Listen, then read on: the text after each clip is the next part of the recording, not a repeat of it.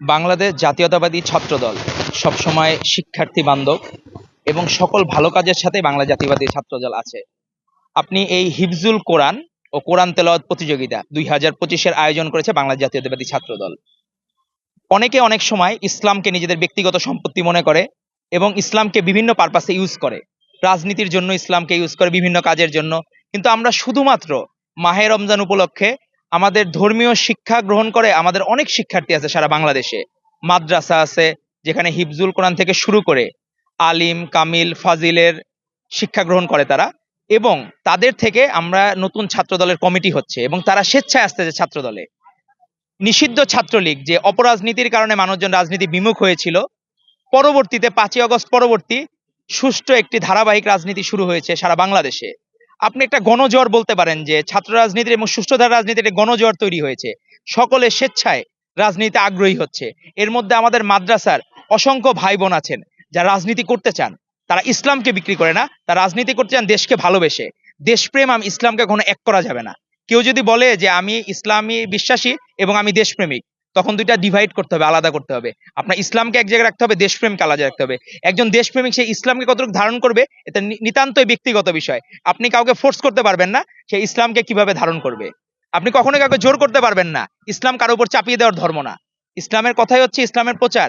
আমাদের মহানবী সাল্লাল্লাহু আলাইহি সাল্লামের আপন চাচাও যখন ইসলাম গ্রহণ করেন, সে কিন্তু ফোর্স করেন নাই তাকে যে আপনি জোর করে আপনি ধর্ম গ্রহণ করেন, এরকম কোনো বিষয় নেই। আমাদের যারা আছে অনেকে আন্ডারগ্রাউন্ডে রাজনীতি নামে একটা হচ্ছে, যাদের কমিটির কোনো অস্তিত্ব নাই, তারা নাকি আমরা শুনি আগে ছাত্রলীগ করতো, মাঝে নাকি বৈষম্য বিরোধী হয়েছিল, মাঝে আবার নো পলিটিক্স, এখন নাকি শিবির।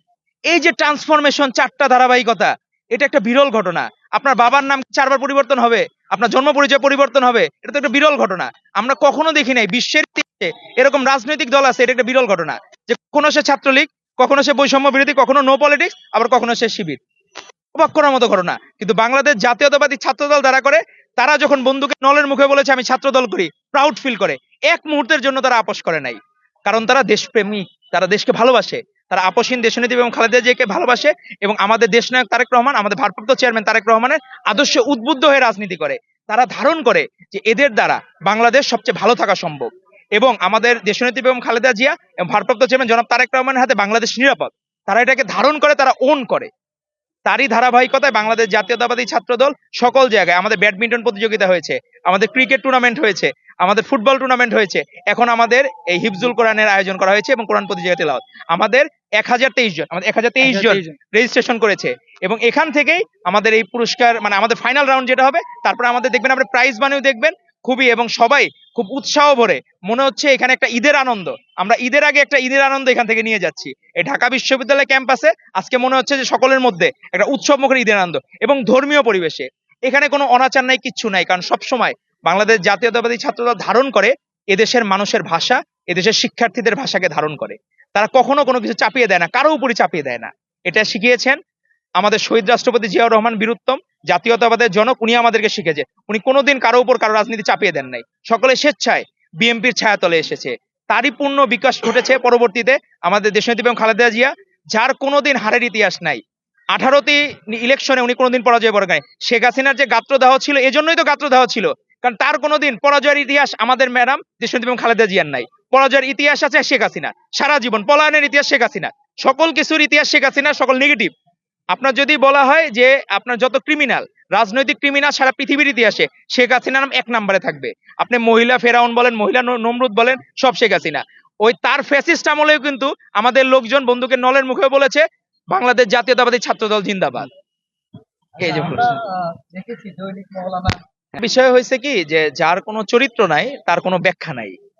শেখ হাসিনা হইলো একজন, মানে হলে আমরা তো খারাপ ভাষায় বলা সম্ভব না, একটা মানুষ তার নিজের ক্ষমতায় যাওয়ার জন্য, রাষ্ট্র ক্ষমতায় যাওয়ার জন্য সে বিভিন্ন লেভাস ধরতে পারে।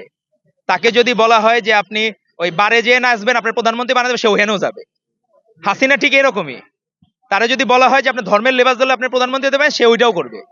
মানে রাজনীতিতে খারাপ শব্দ আমরা মহিলা মানুষের ক্ষেত্রে ব্যবহার করা যায় না। 1986 সালে এরশাদের আমলে সবাই তাদেরকে বয়কট করেছিল ওই ইলেকশন। এই হাসিনা কিন্তু রাতের আলে টাকার বিনিময়ে ওই ইলেকশনে গিয়েছে, ডকুমেন্টেড আছে, বইয়ে আছে। তো জাতীয় বেঈমান হিসাবে সে কিন্তু 86 সালে প্রতিষ্ঠিত। মাঝে যখন যারা ধরে মনে করেন যে যারা খারাপ কাজ করবে তাদের সেফ এক্সিট দরকার, তারা তো চাবে যে হাসিনা হলো তাদেরকে প্রয়োজন, কারণ সে হলো ক্রিমিনাল, ক্রিমিনাল এক সূত্রে গাঁথে। এটা আপনার মাথায় রাখতে হবে। তখন ক্রিমিনালরা একসাথে গেঁথে যায়, তাদের বিষয় আলাদা। খারাপ কাজে কোনোদিন আমাদের আপসহীন দেশনীতি এবং খালেদা জিয়া প্রশ্রয় দেন নাই। বলা হয়েছিল রাষ্ট্র ক্ষমতায় যাওয়ার জন্য, উনি বলছে না, এই বাংলাদেশ ছেড়ে আমি কোনোদিন যাব না। তাকে বলা হয়েছিল ক্ষমতায় যাওয়ার জন্য, আমি বলছি কোনো বলিদান দিয়ে আমি কোনোদিন রাষ্ট্র ক্ষমতায় যাব না। উনি স্পষ্ট করে বলেছেন, এবং উনি বারবার বলেছেন ওদের হাতে গোলামির জিঞ্জির, আমাদের হাতে স্বাধীনতার পতাকা। সেই স্বাধীনতার পতাকা আজ পর্যন্ত উনি ধারণ করে যাচ্ছেন, এক মুহূর্তের জন্য আপোষ করেন নাই। আমাদের ভারপ্রাপ্ত চেয়ারম্যান জনাব তারেক রহমান, উনি তো এত স্যাক্রিফাইস করেছেন, উনি চাইলে পারতেন না আরো সুন্দর জীবন যাপন করে, বিলাসবহুল জীবন করতে? উনি এমনও হয়েছে বাংলা জাতীয়তাবাদী ছাত্র দল নিয়ে মিটিং করেছেন, টানা 12-13 ঘন্টা বসে একটানা মিটিং করেছেন। কেন উনি মিটিং করেছেন? উনি তো বিলাসী জীবন যাপন করতে পারতেন, কারণ উনি দেশকে ভালোবাসেন, এই দেশকে ধারণ করেন। আজকে যারা সংস্কারের কথা বলতেছে, 2.5 বছর আগেই তো রাষ্ট্র মেরামতের 31 দফা তো আমাদের এই ভারপ্রাপ্ত চেয়ারম্যান জনাব তারেক রহমান উত্থাপন করেছেন। আলাদা রাষ্ট্র মেরামতের কোনো দফা নাই তো, নতুন কিছু দেখাতে পারতেছে না। আপনি নতুন যে রাজনীতি দল করেছে আমাদের ভাইরা, নতুন কিছু নাই, নতুনত্ব নাই। সব হচ্ছে কি আমাদের নেতা ভারপ্রাপ্ত চেয়ারম্যান জনাব তারেক রহমান যা বলেছেন তারই ধারাবাহিকতা। কিন্তু তাদের মধ্যে অভাব হইলো কি? পারস্পরিক শ্রদ্ধাবোধের অভাব। আমরা একসাথে আন্দোলন করেছি 5 জন, আপনি দেখা গেল নিজে বলতেছেন আমি হমুক, আমি এই করেছি ওই করেছি। তাহলে এই 16.5 বছরে আমাদের ভাইরা যারা ত্যাগ স্বীকার করেছে, যারা রুটি কলা খেয়ে রাজনীতি করেছে, আপনি তাদেরকে অ্যাপ্রিসিয়েশন দিবেন না? আপনি মনে করছেন 16 দিনের জন্য আপনারা আসছেন, মানুষজন সবার পিছিয়ে গেছে?